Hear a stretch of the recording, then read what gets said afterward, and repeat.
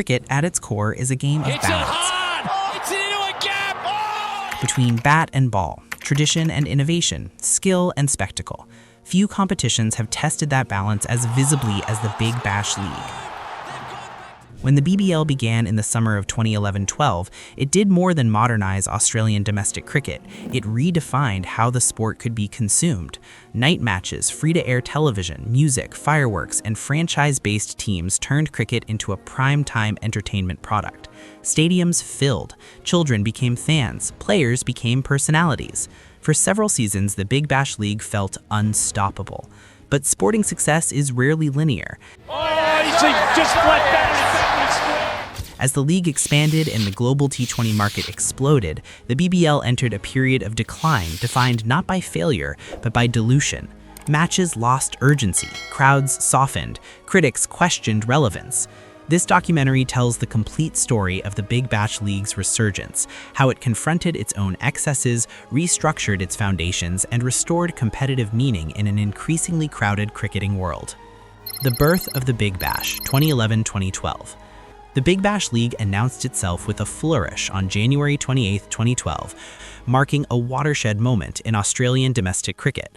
Until that point, T20 cricket in Australia had been sporadic, treated as a novelty rather than a mainstay.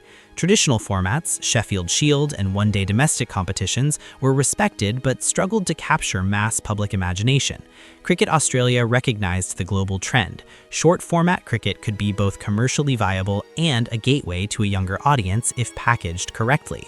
The inaugural final at the Sydney Cricket Ground was more than a championship decider. It was a public audition. Sydney Sixers faced Brisbane Heat under the glare of television lights and the scrutiny of a curious public.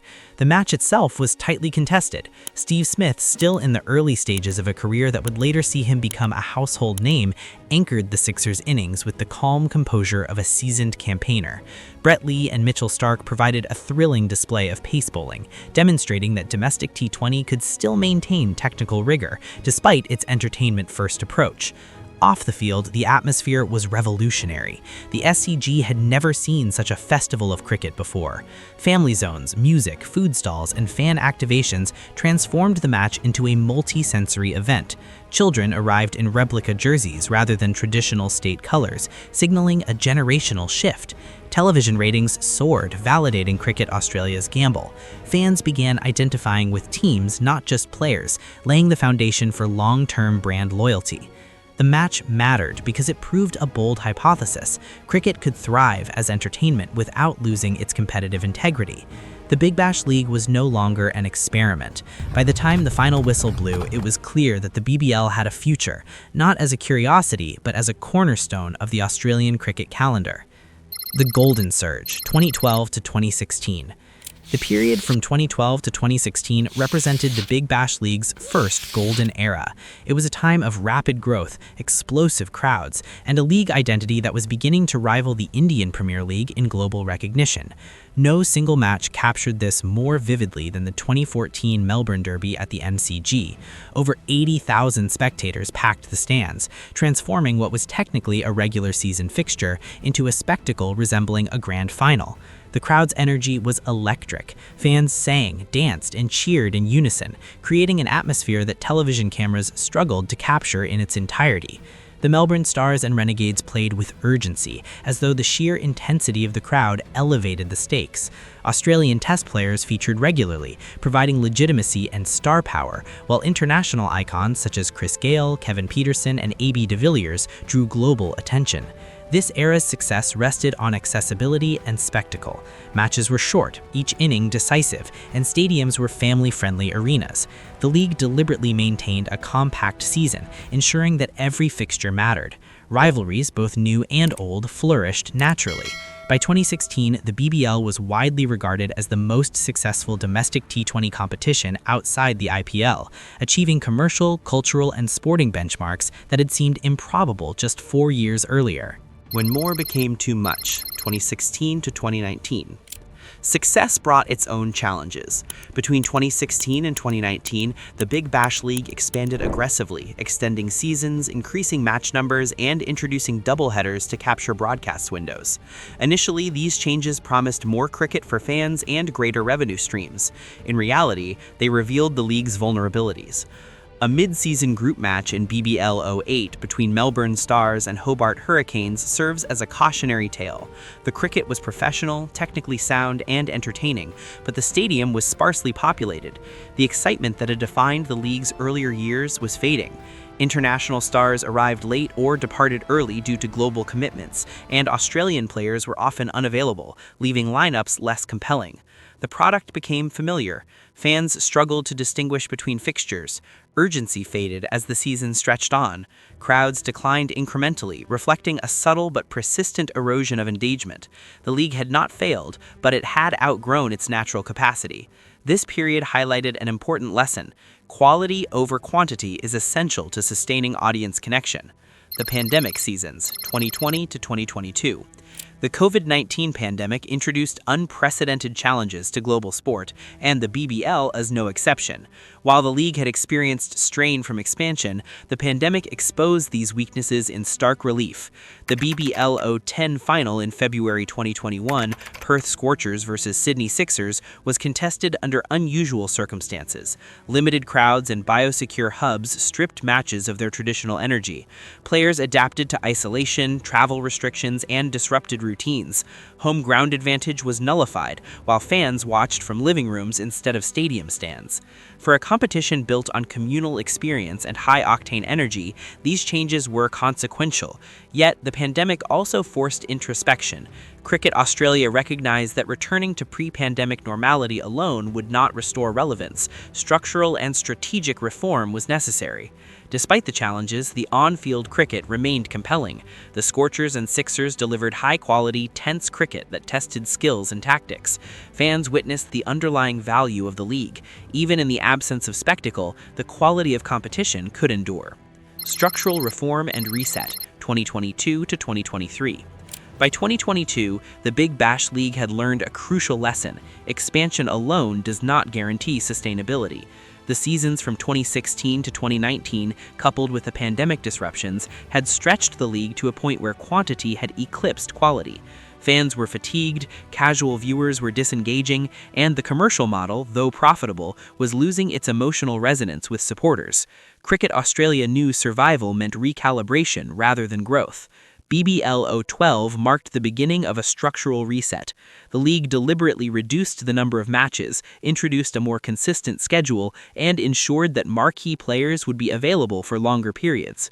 The opening match between the Sydney Sixers and Melbourne Stars symbolized this new philosophy. For the first time in years, lineups were nearly intact, competition was meaningful from the first ball, and every fixture carried stakes that mattered for the ladder and the finals race. On the field, the difference was immediately evident. The Sixers bowlers maintained discipline in the power play, executing plans honed over weeks of preparation. The Stars' batting lineup showcased depth, with middle-order players absorbing pressure and accelerating strategically. The match felt sharper, more calculated, and more consequential than any opening game of the preceding years. Off the field, fans sensed a renewed purpose. Marketing focused less on gimmicks and more on narrative coherence, team rivalries, season-long story arcs, and player development. Stadiums were no longer flooded with double headers or meaningless matches. Each fixture had a unique identity.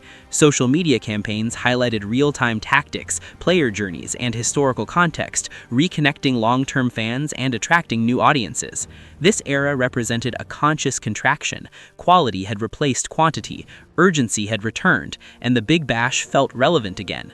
The league had learned the importance of restraint, demonstrating that a well-structured competition could provide both entertainment and competitive depth without overwhelming players or fans. Star power with purpose. A hallmark of the BBL's reinvention was its approach to star power. Previous seasons relied heavily on marquee international players to attract attention. While exciting, this strategy often disrupted team cohesion and undermined player development. BBL 13, however, embraced a more nuanced philosophy. Star power was now purposeful, integrated, and complementary. The league match between Perth Scorchers and Adelaide Strikers illustrated this perfectly. Local talent, homegrown players nurtured through state programs, formed the backbone of both lineups. Overseas stars were present, but their roles were clearly defined to enhance competition, mentor younger players, and provide tactical impact rather than dominate proceedings. This approach allowed narratives to develop over a full season. Fans could track emerging Australian talent, witnessing their growth under pressure. For instance, young fast bowlers learned to execute Yorkers and bouncers under the guidance of senior internationals, while middle-order batsmen adapted to high-pressure chases with strategic support from seasoned campaigners. The impact extended beyond player development. Matches felt coherent and meaningful. Fans understood team identities, followed season-long arcs, and celebrated both individual brilliance and collective strategy. Media coverage shifted accordingly, highlighting performance progression, team dynamics, and the contribution of rising stars alongside marquee players. In essence, the league had learned to balance entertainment and development. Star power was no longer a marketing gimmick, it was a tool to elevate the overall quality of cricket while nurturing the next generation of Australian talent. Matches like Perth Scorchers versus Adelaide Strikers reflected a league that was cohesive, purposeful, and strategically ambitious. Crowds return, belief follows. A packed Sydney cricket ground during BBL 14 symbolized the Big Bash's full return to form. The Sixers versus Renegades match drew strong attendance, vibrant energy, and genuine stakes. Fans cheered every boundary, celebrated every wicket, and experienced the shared excitement that had defined the league's early years. Families, friends, and communities were united in the stands, reconnecting with a sport that felt familiar yet freshly alive. The cricket itself was compelling. Bowlers executed plans with precision, batsmen responded under pressure, and every over mattered. For the first time in years, matches felt urgent and consequential, not just entertaining. This fixture marked more than a single game. It reflected a cultural turning point. Fans had returned, engagement was high, and the Big Bash once again claimed its place as a shared summer experience. The league had regained relevance, reconnecting with its audience while proving that purposeful structure and competitive integrity could restore belief in the sport. The resurgence of the Big Bash League represents more than a return to form. It signifies a conscious rebuilding of purpose. The league has shown that growth without strategy can dilute excitement, but thoughtful reform restores it. Matches are meaningful again, fan engagement is high, and competitive integrity drives every contest. Young players are nurtured, stars complement rather than dominate, and audiences can follow coherent narratives across the season. In a crowded world of T20 competitions, the BBL demonstrates that sustainability, structure, and clarity are as important as entertainment. The league has regained its identity, balancing spectacle with serious cricket and securing a future that is both resilient and relevant. The resurgence of the BBL, therefore, is not just about past glory. It is about strategic strength, cultural reconnection, and a renewed sense of purpose that ensures the league thrives for years to come.